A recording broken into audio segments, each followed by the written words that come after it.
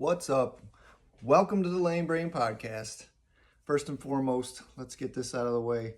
If you don't share my show, you know where you can go. Okay, we need to gain some popularity, gain some listeners. The only way to do that is if you share the ideas, the show, forward it to somebody you know. Say, hey, listen to this idiot. He's got some crazy ideas. He's got some stupid notions.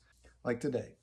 Today, usually have questions. We'll get to that more when we have guests on the show, but today is all about topic. So today's topic is the great American automobile. It's one of my passions. I love to drive. I just love to hop in the truck, hop in the car, go for a cruise, all the things. If I was in jail, I would dream of just getting out and driving. I often think of that. I don't know why. But if it was ever taken away from me, it would be a sad, sad day. So hopefully when I get to be an old man, I can still drive. Even if it is on someone's farm, just driving in a field and acting stupid, I love driving cars. So with that said, the topic of discussion today is going to be automobiles. So think of all the good times you've had in your car. It's a place to sing. You can let go of that fart that's made you really uncomfortable for so long without judgment. You can crash out and take a nap. For some people, they can sleep off the bar before they drive home. It's a great place to call a friend, have a conversation. You can just cruise with a friend or friends. You can transport family and create memories, take road trips. You can take a long drive by yourself and blissfully daydream as the road offers you the flat space to continuously do so. You can build a car. You can tinker on it. You can make it faster, you can make it lower, you can make it bounce with 16 switches, you can add a killer stereo system and ruin your hearing. It's a great place to rant. You got to rant. It's so good for you to get all that negative shit out while you're by yourself. So it's literally the best place to bitch out your coworker, your boss, your spouse, your disobedient child, the CIA, the president, the government, dare I say the universe sometimes. Other idiot drivers, etc. You get the point. The thing is, I'll put the phone up to my ear as I'm driving to act like I'm not crazy and talking to myself. But the way the cars are set up nowadays with the hands-free talking systems, now you look like an absolute psychopath if you're in your car just ranting, raving, screaming, pointing like as if you were having the conversation, which is still healthy. It's still good for you to get all that shit out. Who cares, right? I mean, you're driving along and you're just going ape shit behind the wheel, talking to no one. So who cares? The guy next to you that's got his phone out, TMZing the whole thing, because everything must be recorded and played back for attention nowadays. Hey, check out this dude over here. He's totally fucking crashing out and I've got it all on video. As he's driving. But usually it's your own little bubble, your own private echo chamber. The car is a great place for sex. I'm sure a lot of fantasies have been played out in car rides or in parked cars or trucks. Not a topic of discussion for this podcast right now, but I salute you, automakers, and those who inspire to make those vehicles more than just a point A to point B tool. Who wants to drive and get the experience of just a simple 4-cylinder, life in the slow lane, speed limit of who wants to go and drive from place to place like that? You see a lot of fuddy-duddies out there that do that, young and old people, just hands 10 and 2, just putzing along.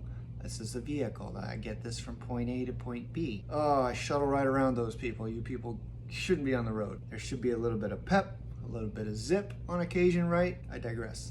The engineers, you put your little goddamn sensors on these vehicles nowadays, which whenever one of those fuckers breaks or malfunctions, it costs a stupid amount to replace it, or it causes you to take it to a technician. And all they do is they plug in their little device underneath your steering wheel and speak softly to your computer, your car's computer, which is usually just a simple plug and play device. It's not an in-depth deep dive fishing experiment that's worth $180. So shame on you, service repair station, man. I'd also like to strangle those engineers because they have made the engine base so small that you literally have to drop the engine transmission out of the bottom of the goddamn car to work on them these days. But it's just so messed up because the old cars, you had the space to get your hands in there and wrench on shit and fix your problems, which was and still is the most aggravating experience about a car. Don't ever be in the vicinity of a man that's been in the throes of working on a car for more than, in my case, about 30 minutes. The creative soliloquy of the car expletives that come from my mouth would offend at least 3/4 of the population. And I don't know where they originate from. I don't know how they formulate, but they fly. They're caused by engineers that put a bolt in no fucking place near to access it. But yeah, the shit that comes out of my mouth, I have no idea where it comes from. I don't know what demon or previous life I had that is in there that's just trying to get out, but it's a terrible thing. We'll just leave it at that. So I'm getting kind of worked up just talking about it. So I digress. Cars can be fun, and they're supposed to be a driving experience, not just a boring vessel to get you from your old spot to your new spot. So the auto insurance ad that helped sponsor today's episode was spot on. There's a reason that some people are charged a stupid amount of money for their auto insurance. I myself used to pay $365 a month when I was about 19 or 20 years old, on top of a car payment that was $270 a month.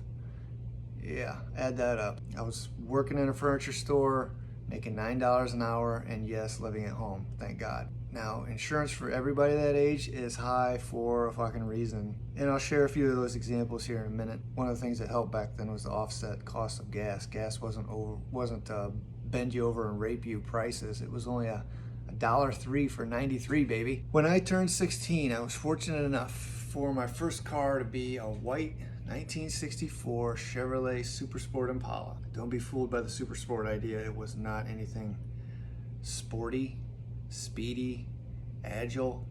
It was none of those things, but it made a shitload of noise. It looked totally pimp. Had chrome aftermarket wheels on it, cherry bomb mufflers. The mufflers came out underneath the cab. We didn't have any downspouts to direct the noise to the ground. We didn't have any pipes that extended out to exit the vehicle in the rear.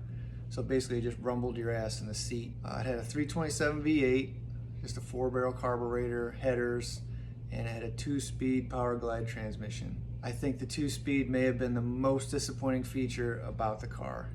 You could literally wrap it up in first gear, just wind it out, and then you could even get it hopping like in the Dr. Dre videos where they bounce, they'd hit their switches. I would take it, wrap it up into first gear, and then I'd get off the gas and it would drop the front end down. So you just hit the gas, off the gas, hit the gas, off the gas, and it would just bounce.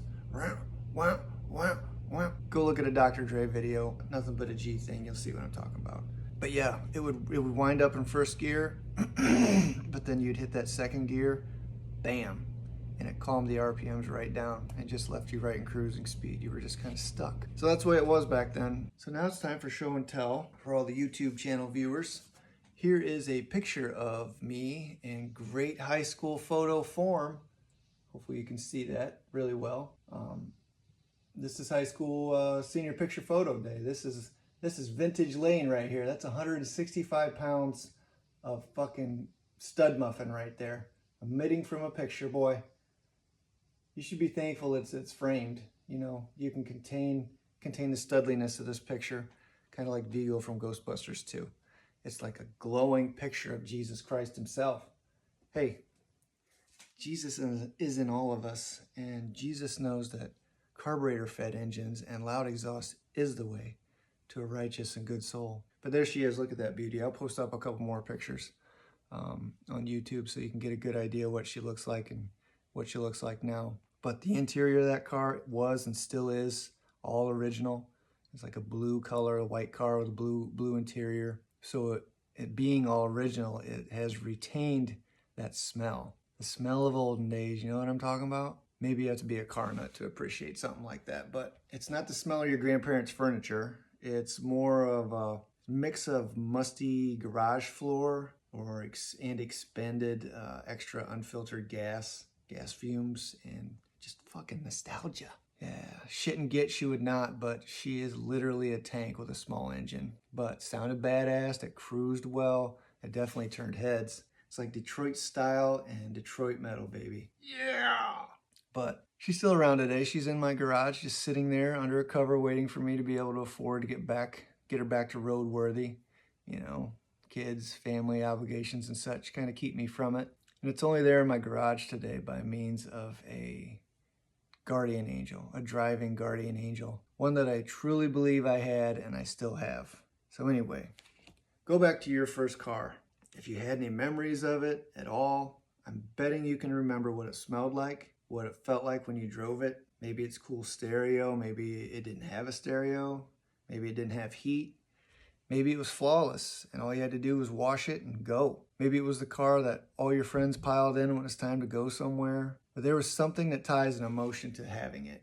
Driving it, even if it smelled like the old lady that your mom and dad bought it from.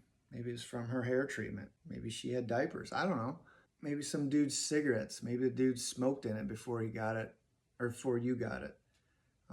So you had to cover it up by hanging all those little Pine air fresheners by the rear view mirror just to mask the smell, whatever it was. So cars can be interpreted as an expression also of who you are. Whether you're driving a clunker because you don't care what you drive or because you're broke as fuck at this moment, so it is what it is. Or you're flossing a high dollar Mercedes or a BMW because you can actually afford it. Maybe you're trying to impress other people or you just love the way that they drive. Maybe you drive a truck because you like to ride high and like to be known as the utility player. I'm kind of like that guy. I know a lot of people that are like that. Maybe you're one of those old fellas that drives the sports car just because you can afford it. Oh, that's one of my pet peeves, seeing those, oh, check out this sports car coming down the road. Then you look behind the wheel, some old man using his retirement money and drives it about slow as shit. Let's just say slow as shit. There you are sitting behind the cockpit of a speed and performance machine. And there you are just, oh, but I look cool. I've always wanted one of these. You never drive it hard. And for that reason, you wear white New Balances, khaki shorts, and a ball cap with the logo of said sports car on it. Good on you, old man. You got the money to do it, but I wish the older guys would give up the speed cars, the speed demon cars to the younger guys just because we know how to drive them, want to have fun with them. Maybe one of those guys that has a little Honda or a Subaru or something with a huge Crisco can that you use for the muffler. It makes that. I guess that wasn't a very good impression of that, but you know, if you yell into a large Crisco can, you get the idea. Maybe you're one of those big SUV driving ladies that is hauling your kids around to sporting events. Maybe you're a minivan man. Maybe you just like the space. You like the idea of stowaway seats and all the amenities that come with driving a minivan. Good on you. Driving in general should be an enjoyable and relaxing experience, but if you wish to, you could also be an exhilarating and fun experience. In the spirit of that, I'm going to share some stories. These stories were before cell phone cameras, so unless you were actually in the car with me or within my circle of friends, you probably haven't heard these stories before. Mind you, I grew up watching the Dukes of Hazzard and other hard drift and driving peel out programs that made my love for driving what it is. Not to mention my love and guilty pleasure every fall have to go watch the county's demolition derby. I mean, just the revving of the engines and the beating of the cars. I don't know. There's just something in me that just has to go see that every year. Here are some things that I did in my car. Like I said, a lot of these stories haven't been shared, so if my parents are listening, they're going to be like, son of a bitch, that explains a lot. Yeah, regarding the Impala, we'd go and we would cruise in the neighboring town. There was a place called 2-4, which is 24-hour parking. We would cruise up and down the strip. The strip was probably half a mile of just stoplights. You'd drive from the parking lot out of there, get into the first stoplight, go to the next stoplight. You get the idea. Just cruising down. It's like Woodward Avenue of Detroit. Famous Woodward Avenue. But we would drive down, turn around at the gas station and come on back. And we would just loop it for hours. Just cruise on through the parking lot. Everyone's checking out everyone's cars. Everyone's sitting, parked. You know, you get the idea. You've seen the movies. Yeah, it was an experience. It was you'd kind of drag race somebody from stoplight to stoplight, or you just rev the engine and just putz along. But man, we did that like every Friday night, sometimes on Saturdays, and there would always be people there just hanging out. It's like a lost art. People you'd meet, talk about cars, you could talk about chicks, you could meet chicks. Girls could meet the guys and they can go cruising in their cars. And it was just cool to do. It did just feel like it's not there anymore. It definitely isn't there anymore. I mean, there's nobody cruising that town anymore. It's not a thing. Everyone on their cell phones is at home getting their little dopamine rushes, so they don't seek out to get that fun anymore. So Yeah, it's just a shame, but that's one of the things I used to do with that car and another car, which I'll bring up here in a minute. But yeah, it was cool to cruise that car, take your friends with you and just feel the rumble, feel the wind, and just a good old time. Another experience I'd like to share about that car is this one time, well, it was probably more than one time, but we used to go out in the country. Of course, you had to do it in the country, but I think there would be a full moon out and there'd be like natural light from the full moon. Take that car out one country road or a couple of country roads where there wasn't a lot of hills or dips or things that would rip you off to the side of the road, and shut the lights off, going 55, 60 miles an hour, and just be out there with one car behind you, one car in front of you, and just fly. One of the best stories I've got about the Impala is there was a party going on. It was probably my junior year. There was a party going on, some upperclassman throwing one out at his girlfriend's house out in the country, and there was just a quarter-mile, one-lane road going back to her house. So everyone's out there having a good time. Mind you, I didn't drink back then. I think the worst I did was like have a cigarette to get a buzz, or put a dip in just to get the buzz and then spit it out, or else I'd puke. I'm that guy. So the party's going on a quarter mile down this road. All of a sudden we see some headlights down at the end of the driveway. Word gets around inside the party that it's the girl's uncle was now there to block off the driveway and had called the cops. So he knew the party was going on. He was not going to let anybody leave. And he pulled up just to block the driveway and keep us all there until the cops showed up and figure out what this whole mess was, whatever. I guess the drunk people had the higher vote in the situation. We all started to cruise down the driveway, and we could see that he wasn't going to let anybody out. Next thing you know, you see this C10 Chevy Bajan through the yard with this rebel-rousing idiot in the back going, "Fuck him, let's go! Fuck him, let's go!" He's holding on to the roll bar and just waving like he's, leading the cavalry on to battle. Apparently that started the whole thing. Everyone just started pulling into the yard and going right through the yard to get around the uncle. And he was about 4 or 5 cars deep before he realized there was no way of stopping all these kids. So he hopped in his car and started chasing down the road after 1 or 2 of them. But the end of this driveway was like small. There was either like a 4-foot ditch on either side of it. So you had to turn and go through the grass and or field if you wanted to make it out to the main road. I drove the car through the grass, 1964 white Chevy Impala, not a truck, not any type of SUV. Drove the stinking car through the grass, through the field, and then jumped from one field to the next. I didn't have my seatbelt on, but I don't know how far the drop-off was, but I literally hopped up and hit my head on the roof of the car. It was that much of a drop-off. But she took it like a champ. She bounced from one field to the other field, and I was able to get to a flat spot, got on the road, and flew down the street. Or flew down the road. It was a country road. So we're flying down the road. It was just me. I don't know what anybody else did. I thought for sure my car would be the most noticeable, so I figured that I was fucked and they were gonna find me. So I took off and went out behind a supermarket, the local supermarket and laundromat, and parked behind a dumpster and just sat there for, I don't know, maybe an hour all by myself, just shaking, stirred up, didn't know what to do. I got out and looked underneath the car. There was like grass and whatever the hell else I drug out through the field was like in the oil pan, and then the sway bar and everything underneath there. So I'm underneath there giving myself something to do for an hour. I'm trying to pull off all this shit. Nobody ever came after me. Nobody ever said anything. The cops never showed up. They weren't putting out an APB for a kid driving a Impala. Don't know whatever happened to the party, if it got busted or what. But I did, however, get my dad to ask me, why is there grass or hay or whatever underneath the bottom of the car? And I lied. I told him that I was out at my buddy Shane's house. I was out in the country and must have kicked up some hay from his barn or something out there. Nailed it. Didn't get in trouble. He was none the wiser, whatever. That was just one of the great tales of the Impala. But yeah, Bajan it through a field. Who knew? Who knew what a stupid idea that was? Just reflexes, get out of there. I wouldn't even have gotten in trouble. I would have gotten in trouble for just being there. I wasn't drinking, so there I was, and who knows? Young kid, stupid ideas. Before that, or sometime other time around that, I paid a guy a case of beer to put headers on that car.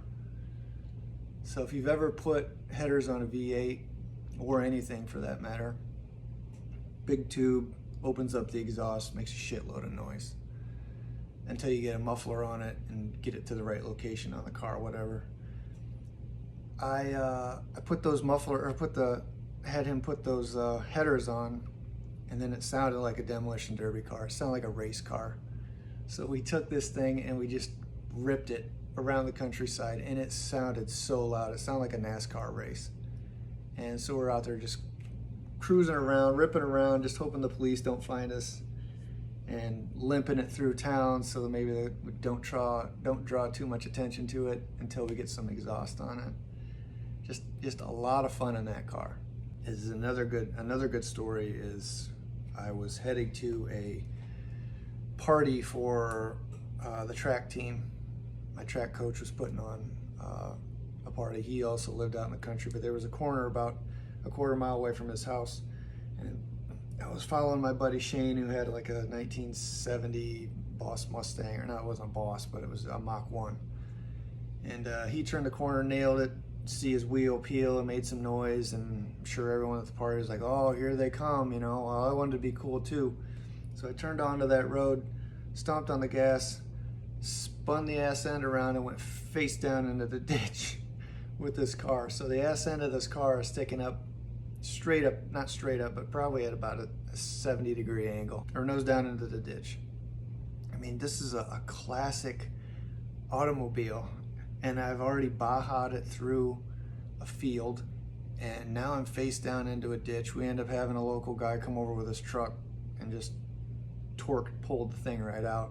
Spotless, nothing wrong with it, but still just fucking embarrassing. I'm trying to impress all these people at the party, spinning out, making racket, and there I go face down into the ditch. I mean, it could have been a lot worse. My dad could have just fucking killed me for something like that. I don't remember what punishment ever happened from that, but the last and final story I'll share with you about the Impala is that a football game had ended, and I was in the band, right? So me and my buddy Josh got back from this a game that was being played, hopped in the car, decided to go down past one of my buddy's house. He lived in town, and this road was probably about 2-3 blocks long. We turned the corner. His house was probably almost to the end of the street.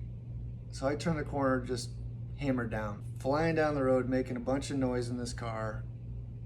We're gonna get up there, we're gonna go past this house, put it in neutral, rev the engine, yo, what's up? Give him kind of a what's up, you know who it is, it's just we're out farting around. So at the end of that road is the fairgrounds. So it's like a T.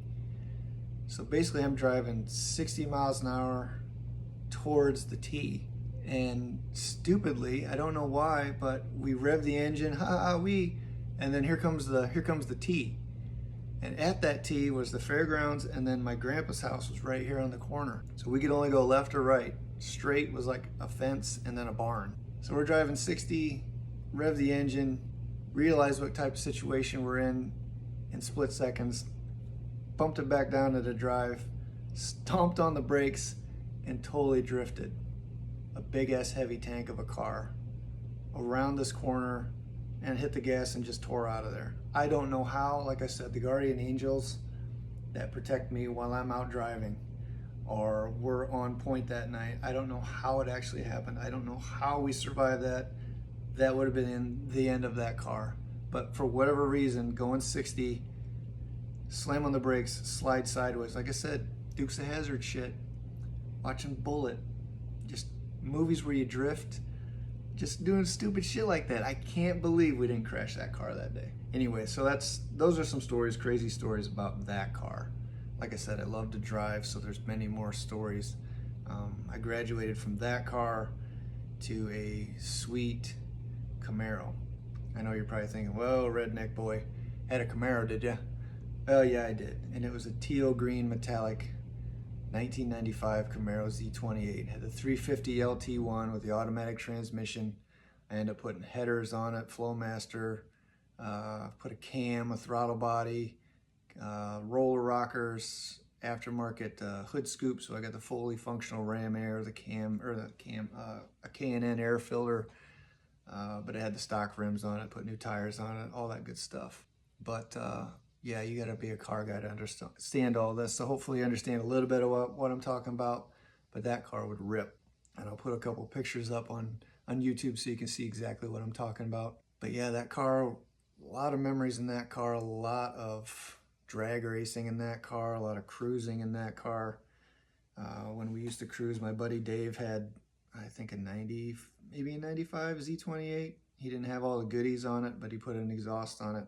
So we're over in the town where we cruised in, Bryan, Ohio, and we pull up in front of the police station, mind you. We're leaving town from cruising all night long. So it's probably 11:30 at night, 12 o'clock at night. He yelled something at me. We're both at the stoplight, faced going out of town. Both of us just stomp it, ball the tires, and take off to about 50 miles an hour, and then we get off of it. Here come the lights, cherries and berries behind us, Like, oh shit. So Dave just kept on going, and the cop car pulled in behind me. I'm like, shit. Drag racing leads to reckless op, leads to a ticket, leads to points on your license, leads to the ticket showing up on your insurance for your $365 a month auto insurance probably goes up to $450 or more. All that's going through my mind. I get pulled over, and I don't remember if she was cute or not, but it was a woman. And she walked up to the car, license registration, please. Gave it to her, and she said, try to slow it down, have a nice night. So I don't know, beats the fuck out of me. Maybe she didn't want to file the paperwork. Maybe she thought I was cute. I don't know what it was. I don't care. Dave got off scot-free. We both peeled out, reckless operation, in front of the police station. And she pulls me over and just checking it all out, apparently. She let me go. So yeah, the final story about the Z28 Camaro is I killed it. And I didn't die. And there again, the guardian angels were with me. I left the bar one night. I had only had like 1 or 2 drinks, so I wasn't like smashed.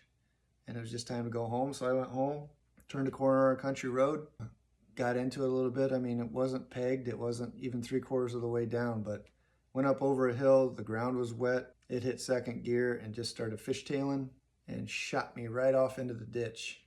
I hit the grass, and it just accelerated. I hit the brake and just felt like it kept going faster. Tried to jump a ditch, and it just went straight into the other side of it, right into the other side of a culvert. Boom, airbags exploded in my face. I got Ludacris playing on the radio. Boom, dead. Just, it destroyed me. It's like I killed one of my friends, It was meant to be. I ended up going to college after that. I got another car. It got me away from speed demon lifestyle and got me into my future. Let's just leave it at that. But yeah, it was like the death of an era and the death of a friend. And I'm sure it probably freaked my parents out. I mean, I remember them sitting on the couch like, we could have lost him tonight. All good, all well and good. It all led to greater things, but it was the death of an automobile. But it was a fun car. I'll have something fast like that, I'm sure, coming up soon. Yeah, so let's get into some other stories. Me and my friends used to just drive around. That was just like our thing. Like we all pile into a car, a couple of us, 3 or 4 of us, just fucking drive. Just go out and do stupid shit. So one of the things we used to do was we'd take off and we'd go to, obviously we did the TPing thing. We'd go out late at night and go TP somebody's house, whatever. The other thing we'd go get, one of the buddies would have a truck and we'd go load up. If it was around Halloween time specifically, we'd go up and load pumpkins in the back of the truck. We'd sneak into yards and grab as many pumpkins as we could fit in the back of the truck while we could still fit in the back of the truck. So the fun and excitement of going up to people's houses and tripping the motion lights or grabbing a huge ass pumpkin and running and waddling with it out to the truck and not getting caught and then tearing out of there. But we'd take those pumpkins out, of course. Well, we'd do it everywhere. It wouldn't be just in the country road, but we'd take them out, let them roll out the back end of the truck and watch them tumble and then eventually just explode, centrifugal force. those were good times. We may or may have not thrown some of those pumpkins at mailboxes. You can't prove it, you know, statute of limitations, whatever. But yeah, we used to explode a couple mailboxes, or at least the pumpkins, on stuff that we'd try to hit with it. But it's just shit to do. That's just country shit that you do. We'd also go out and we'd buy, to think of another thing we used to do is we'd go to the supermarket and get mushrooms, like the big bulbous, I'm not sure what kind of mushrooms they are, but they're the gray edible mushrooms or whatever that you make with food. And we would take them out and just throw them at cars. We would drive by and just chuck them and see them explode on the windshield and just drive as fast as we could away. I mean, people would just be more astonished that they couldn't figure out what the hell that was. And it was harmless shit. It would just startle people. We'd do the same thing with water balloons. So we would be driving down the road. Here's two examples of that. We drove down the road, just chuck them. I'm sure you've seen videos of the guy that drives by a group of kids and tosses a water balloon, and at slow motion goes straight into the guy's mouth and explodes. I think that's what we all pictured when we were doing that. But my cousin was out either walking or out for a jog or something, and we just saw a target. We were driving down the road, saw somebody out walking. I'm like, I'm gonna get this guy. Threw the water balloon. As soon as it leaves my hand, I'm like, oh shit, that's Cousin Tate. And he's like, waves at us, super slow motion. He's like, waves at us, then realized there's a balloon coming at him. He kind of curled up, got smacked like right in the belly, and then just kind of threw his hands up like, what the fuck? But we drove back around and apologized. But the other instance is we were driving along, and I knew a buddy in town that had an old Jeep, and he was driving towards us. Threw the water balloon out, hit his windshield, cracked the fucking windshield. Didn't end up paying for it. Good guy. Good country people, you know. Just busted his fucking windshield, cracked it, went home, told his dad it hit a rock or something. But, you know, we used to throw shit out of cars. More shit was thrown out of cars with my friends than stayed in cars. And know somebody behind us, and we had gone to Dairy Queen and have our milkshakes with us. So they're getting pretty close to us. Let's go a little faster and pull them in. And once we get going a little faster, we'd chuck the milkshake up in the air, and it would go back and land either on the hood or the top or the windshield and just poof, just explode on top of the person's car. We've also thrown, you know, fireworks out of cars. My buddy Derek had a convertible, and he thought it'd be really funny. I wasn't in on this one, but he threw it at my house. He was driving with my buddy Josh, and they used a cigarette lighter to light a firework. Dude lit the firework and threw the lighter out. And then within split seconds realized that he still had the firecracker in his hand. Chucked it out at the exact moment that it frickin' blew up, like within 2 feet away from his face. Yeah, throwing shit out of cars is just fun.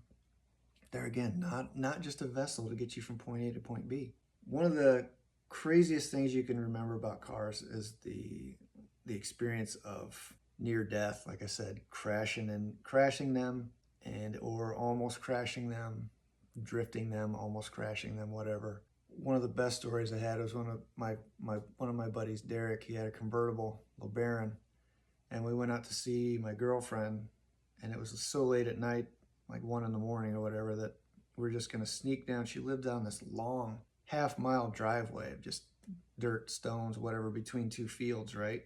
We're just gonna creep down the driveway, get up to her house, turn the lights off, pull around in her U-shaped or turn around driveway and just honk the horn and then just tear ass out of there. Wake them up 1 in the morning. Just dumb shit. We did. We turned around, gunned it, started honking. I don't remember if we turned the lights on or not, but we were going down this dirt lane. Like I said, fields of probably hay or whatever it was, but it was probably at least 2 feet, if not 3 feet high. In the convertible, top down, and he starts fishtailing for fun.